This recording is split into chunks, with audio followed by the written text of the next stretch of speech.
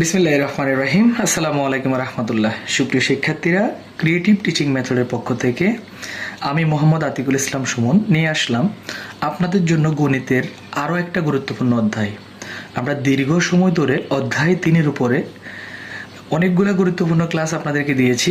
এবার আমাদের আরও 10 নাম্বার এনশিওর করার জন্য আমরা সম্পাদ্যকে গুরুত্ব সহকারে করব। কারণ আমরা সবাই জানি যারা মোটামুটি দুর্বল অথবা যারা মোটামুটি ভালো স্টুডেন্ট সবার জন্যই পাশের হাতিয়ার হিসাবে এ সম্পাদ্য জানাটা, করাটা, করতে পারাটা বাধ্যতামূলক। আর এইখানে আমরা 6টা সূত্র সম্পাদ্যের জন্য রেখেছি। এই 6টা সূত্র যেই শিক্ষার্থী পারবে সে শুধুমাত্র নবম দশম শ্রেণী কেন, যে কোনো শ্রেণীর যে কোনো সম্পাদ্য সে করতে পারবে ইনশাআল্লাহ। তা আসেন শুরু করা যাক। আমাদের এই 6টা সূত্রের মধ্যে 1 নাম্বার রয়েছে রেখাংশ সমান রেখাংশ অঙ্কন করো। তো আমরা রেখাংশ সমান রেখাংশ কিভাবে অঙ্কন করব? আমাদেরকে পরীক্ষার হলে একটা নির্দিষ্ট মেজারমেন্ট দেওয়া থাকলো, ধরেন না ওরা বলল যে আপনাকে একটা রেখাংশ দেওয়া হলো, সেটা কত সেন্টিমিটার, আমাদেরকে বলল সেটা 5 সেন্টিমিটার। আমরা 5 সেন্টিমিটার নিলাম বা 6 সেন্টিমিটার, এটা নির্দিষ্ট মান দিল। তো আমরা সবাই জানি যে কি আমরা কিভাবে করতে হয় এটা আমরা নামকরণ করি এ বি সি, যে কোনো একটা অ্যালফাবেট দ্বারা আমরা এটা নামকরণ করি। তারপরে এটা নাম দিলাম এ। তো আমরা প্রায় সম্পাদ্যে কি করি, যে কোনো রশ্মি বিই থেকে একটা বিই আমরা রশ্মি দিই, ওই এ সমান করে আমাদেরকে কি করতে হয়, কেটে নিতে হয়। তাহলে এটা হলো যে আমাদের রেখাংশ সমান রেখাংশ অঙ্কন করা। কিভাবে করব? আমরা প্রথমত একটা রেখাংশ নিয়েছি এবং বিই একটা রশ্মি নিয়েছি। এবার আমরা ওখান থেকে কাটবো। প্রথমত আমরা এখানে আমাদের পেন্সিল কম্পাসটা বসিয়ে আমাদের মেজারমেন্টটা কি করব, নিয়ে নিব। তো মেজারমেন্টটা আমরা নিয়ে নিলাম। নিয়ে নেওয়ার পর আমরা ঠিক বিই রেখার এই শীর্ষবিন্দু যেটা আছে বা প্রান্তবিন্দু যেটা আছে সেখান থেকে আমরা কেটে নিব। কার সমান করে? এর সমান করে। তাহলে এখন আমরা লিখবো যে কি, এ রেখাংশ সমান করে বি থেকে আমরা বিসি অংশ কেটে নিলাম। তাহলে আমরা সবাই জানি যে কি এই রুলসটা আমাদের প্রত্যেকটা সম্পাদ্যের সাথে সরাসরি জড়িত। তারপর আসেন সম্পাদ্য সূত্র নাম্বার 2, একটা রেখাংশকে কিভাবে সমদ্বিখণ্ডিত করে। বেশি গুরুত্বপূর্ণ এই রুলসটা, অনেক বেশি গুরুত্বপূর্ণ। কারণ বেশিরভাগ সম্পাদ্যেই এই রুলস বাধ্যতামূলক জানতে হবে, না হলে কি আপনি সম্পাদ্য করতে পারবেন না। তাহলে শুধুমাত্র যে কোনো জায়গায় যে কোনো একটা রেখাংশকে 2 ভাগে ভাগ করার জন্য একটাই নিয়ম আছে। ধরেন আমরা নাম দিলাম কি, আমরা এখানে এটার নাম দিলাম বিসি। আমাদেরকে বিসি এর মধ্যবিন্দু নির্ণয় করতে হবে। তাহলে এর জন্য যে প্রযোজ্য রুলস আছে সেটা মনে রাখতে হবে যে বি বিন্দু আর সি বিন্দু, বি বিন্দু আর সি বিন্দুতে আমরা পেন্সিল কম্পাস বসাবো এবং এই রেখাংশটার আনুমানিক অর্ধেকের বেশি ব্যাসার্ধ নিব। এই রেখাংশটার আনুমানিক অর্ধেকের বেশি ব্যাসার্ধ নিব অথবা পুরোটা থেকে একটু কম নিব। এক একজন এক এক রকম নিতে পারেন, তবে শর্ত হলো অর্ধেকের বেশি নিতে হবে। তাহলে আমরা এখানে বসালাম বি বিন্দুতে আমরা কম্পাস বসালাম, বসাই অর্ধেকের বেশি অলরেডি নেওয়াই আছে। আপনি চাইলে বাড়াইতে কমাইতে পারবেন, তবে অর্ধেকের বেশি হতে হবে। তো আমি আরেকটু কমাই নিলাম, অর্ধেকের বেশি হলেই হলো। নিচে দিলাম আমি এখান থেকে একটা বৃত্তচাপ দিলাম এভাবে, আবার উপরে আমি একটা দিলাম। ঠিক একইভাবে আমি পেন্সিল কম্পাসটা তুলবো, সি বিন্দুতে বসাবো, বসাই এখান থেকে একটা দিলাম অ্যান্ড এখান থেকে একটা দিলাম। আমরা অলরেডি দুপাশে 4টা বৃত্তচাপ দিয়েছি এবং বৃত্তচাপ দ্বয় একটি অপরটি ছেদ করে 2টি বিন্দু সৃষ্টি করেছে পেন্সিল কম্পাসের মাধ্যমে, আমরা স্কেলের মাধ্যমে এবং পেন্সিলের মাধ্যমে আমরা এখন মাঝখানে বিন্দুটা আইডেন্টিফাই করতে পারলাম। তাহলে এই হলো যে রেখাংশকে সমদ্বিখণ্ডিত করার রুলস। সকল সম্পাদ্যর ক্ষেত্রে এই রুলসটা প্রযোজ্য, এটা জানা বাধ্যতামূলক। এরপর আসে সূত্র নাম্বার 3, আরও একটা গুরুত্বপূর্ণ সূত্র, সেটা হচ্ছে যে কোণের সমান কোণ আঁকো। এটাও অত্যন্ত গুরুত্বপূর্ণ, প্রত্যেকটা সম্পাদ্যে এরা জড়িত। তো আমরা একটা নির্দিষ্ট কোণ দেওয়া থাকলো, যে কোনো কোণ আমাদেরকে ওরা দিয়ে দিল, তো আমরা কোণটা নিলাম। নির্দিষ্ট কোণ, যেই কোনো কোণ আমাদেরকে দিল, আমরা সেই কোণটা প্রথমত মেজারমেন্ট নিয়ে নিলাম। যে কোনো কোণ থাকতে পারে। তো ঠিক আমাদেরকে আরেকটা রশ্মির যে কোনো বিন্দুতে, যেমন ওখানে এখানে আমাকে একটা রশ্মি দিল, সেটা হচ্ছে যে কি বিই। তো আমরা এখানে নামকরণ করলাম, ওর নাম বিই, এখানে দিলাম বি আর এখানে দিলাম ই। এখন বিই এর আমাকে বি বিন্দুতে বললো, এই কোণটার একটা নামকরণ করলাম এক্স। এক্স কোণের সমান কোণ আঁকো। তাহলে আমরা কোণের সমান কোণ কীভাবে আঁকবো?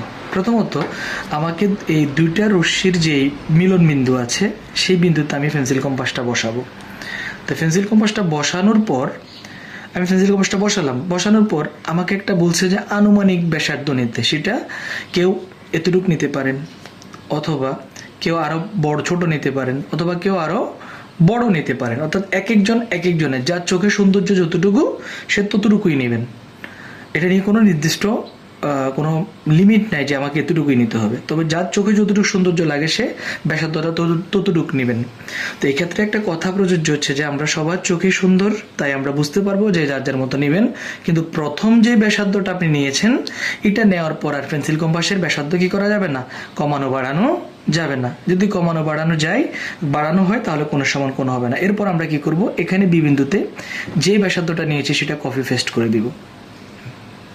বি বিন্দুতে আমরা যে ব্যাসার্ধটা নিয়েছি সেটা কপি পেস্ট করে দেব, আশা করি বুঝছেন। এরপর আমরা এখান থেকে এক্স এর ব্যাসার্ধটা নিব, কতটুকু এই চাপটা দুটো রশ্মিকে কোন কোন বিন্দুতে ছেদ করেছে সেই ব্যাসার্ধটা আমরা নিলাম। নেওয়ার পর সেটা আমরা এখানে কি করব, কপি পেস্ট করব। এই হয়ে গেল আমাদের কোণের সমান কোণ। এখন আমি এখানে যোগ করে দিলেই এক্স কোণের সমান বি বিন্দুতে আমার একটা কি হয়ে যাবে, কোণ হয়ে যাবে। তাহলে আমার শিক্ষার্থীরা আশা করি এটা বুঝতে আপনাদের কোনো কষ্ট হয়নি। এটাকে বলে কোণের সমান কোণ অঙ্কন করা। এরপর আসেন সূত্র নাম্বার 4, একটা কোণকে কিভাবে সমদ্বিখণ্ডিত করব। তাহলে কোণকে সমদ্বিখণ্ডিত করার জন্য আমাদের সেম টু সেম আমরা একটা কোণ লাগবে। প্রথমত আমরা আগে একটা কোণ এঁকে নিই। নির্দিষ্ট পরিমাণ আমরা একটা কোণ অঙ্কন করলাম, এই এবং আরেকটা দিব, হয়ে গেল এই। তাহলে আমরা একটা কোণ অঙ্কন করার পর আমরা কি করব, এই কোণকে সমদ্বিখণ্ডিত করব। সমদ্বিখণ্ডিত করার ক্ষেত্রে সেম টু সেম কথা প্রযোজ্য। এই কোণের দুটো রশ্মির যেই মিলন বিন্দু আমরা সেখানে কি করব, বসাবো। এখন বসানোর পর যে মেজারমেন্টটা দিব সেটা আমাদের ইচ্ছা মতো আমরা জানি, তো আমি এখানে ইচ্ছা মতো দিলাম। দেওয়ার পর আমরা এই চাপটা এই দুই রশ্মিকে দুই বিন্দুতে কি করেছে, ছেদ করেছে। এই দুইটা ছেদ বিন্দুর যে ব্যাসার্ধটা আছে তা থেকে একটু কম অথবা অর্ধেকের বেশি, একটু কম অথবা অর্ধেকের বেশি। তার মানে সমদ্বিখণ্ডিত রুলসের ক্ষেত্রে এই অর্ধেকের বেশি কথাটা সরাসরি জড়িত, এটা মাথায় রাখতে হবে। তারপর আমরা এখান থেকে একটা বৃত্তচাপ দিব। ঠিক একইভাবে পেন্সিল কম্পাসটা এখানে বসাবো। বসাই আমরা কি করব, এই পাশ থেকেও সেম টু সেম আমরা কি করব, আরেকটা বৃত্তচাপ দিব। দেওয়ার পর আমরা দুইটা বৃত্তচাপের কি পেয়ে গেলাম, ছেদ বিন্দু পেয়ে গেলাম। এই ছেদ বিন্দু আমরা এখন শীর্ষবিন্দুর সাথে কানেক্ট করে দিব। কানেক্ট করে দিলে মোটামুটি আমাদের কোণকে সমদ্বিখণ্ডিত করা হয়ে গেল। আশা করি আমার শিক্ষার্থীরা 4 নাম্বারটা বুঝতে পেরেছেন। আসলে বলতে গেলে এখানে 4টা সূত্র অত্যন্ত গুরুত্বপূর্ণ। 4টা কেন, 6টা সূত্রই জানতে হবে সম্পাদ্য করার জন্য। তাহলে আর আছে দুইটা কে আছে, তাহলে দুইটা আছে যে এবার 5 নাম্বার রুলস আমাদের জন্য কি আছে আমরা একটু দেখি। 5 নাম্বারটা রুলস আছে যে কি জ্যামিতিকভাবে লম্ব অঙ্কন করা।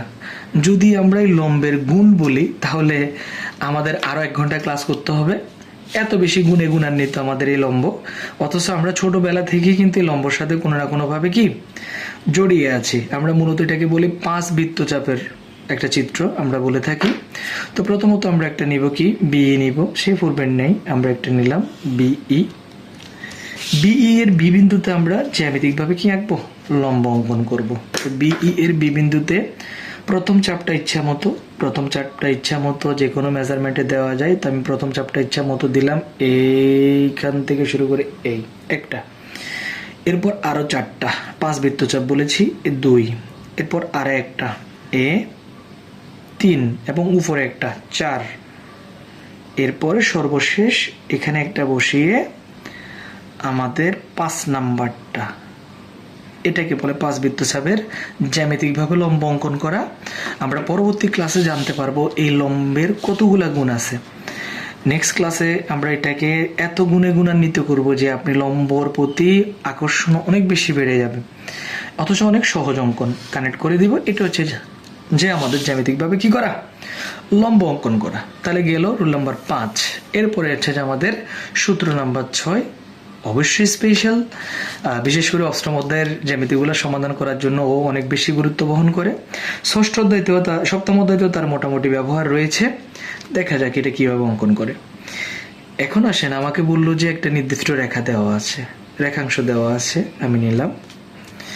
নামকরণ করলাম যে কি বি ই। এখন বললো বি থেকে তার একটা উপরে যে কোনো একটা বিন্দু দেওয়া আছে, নাম কি দেওয়া আছে, ধরেন না এম। তো আমাকে বললো এম বিন্দু থেকে বি এর উপর একটা লম্ব অঙ্কন করো। এখন তুমি হয়তো বলতে পারো যে স্যার আমাদের লম্ব অঙ্কন করার জন্য কি দরকার, বৃত্তি দরকার, তখন আমরা 5 বৃত্তচাপে আঁকতে পারবো। কিন্তু এখানে তো এম বিন্দুতে কোনো বৃত্তি দেওয়া নেই, তাহলে তুমি কিভাবে লম্ব অঙ্কন করবে, এটা প্রশ্ন থাকতেই পারে। তাই তো রুলসটা আলাদা, যেহেতু বৃত্তি দেওয়া নেই। তাহলে আসেন কিভাবে অঙ্কন করে। এট ফার্স্ট এম কে কেন্দ্র করে মানে পেন্সিল কম্পাস বসাবো। বসিয়ে আমরা কি করব, আনুমানিক এরকম একটা ব্যাসার্ধ নিব যা বি রেখার যে কোনো কি করে, দুইটা বিন্দুতে ছেদ করে।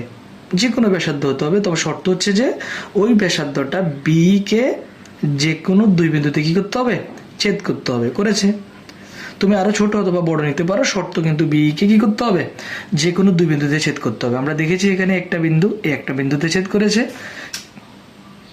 ছেদ করার পর আমাদের আনুমানিক যে কাজটা হবে সেটা অর্ধেকের বেশি নিয়ে আমি কি করব, এটাকে অর্ধেকের বেশি নিয়ে আমরা এতটুক কানেক্ট করব। আবার এখান থেকে অর্ধেকের বেশি নিয়ে আমরা সেম টু সেম মাপে এই কানেক্ট করে দেব। হয়ে গেল আমাদের কি উপরস্থ বিন্দু থেকে লম্ব অঙ্কন করা। তাহলে এই হচ্ছে যে আমাদের রুল নাম্বার 6। আশা করি 6টা সূত্র আমাদের শিক্ষার্থীরা বুঝতে পেরেছেন। ধন্যবাদ পাশে থাকার জন্য। আল্লাহ হাফেজ। আসসালামু আলাইকুম রহমতুল্লাহ।